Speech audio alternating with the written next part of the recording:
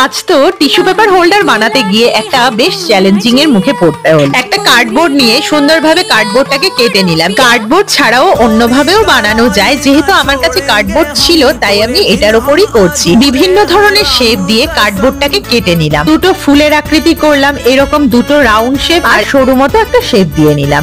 এবার প্রত্যেকটা part glue এর সাহায্যে অ্যাটাচ করলাম। সব থেকে চ্যালেঞ্জিং এবার বিষয়টা কি বলতো, এই যে সরু মতো যে কার্ডটাকে কাটলাম এটার উপরে কাটিং করে রাখা ফ্লাওয়ার শেপ দুটোকে বসাতে হবে। প্রথমে ভেবেছিলাম এটাকে বসাতে মনে হয় না জানে কতটাই কঠিন হবে, কিন্তু না, অনেকটা সহজভাবেই সুন্দরভাবে ওটা বসেও গেল, শুকিয়ে গেল। এবার তো কালার করার পালা। তো হোয়াইট কালার দিয়ে প্রথমে কোট করে নিলাম আর প্রত্যেকটা পাপড়িকে আলাদা আলাদা কালার দিলাম, দেখতে যেন বেশ কালারফুল লাগে। এই যে কথা বলতে বলতে আমার টিস্যু পেপার হোল্ডারটা কিন্তু পুরোপুরি রেডি হয়ে গেছে।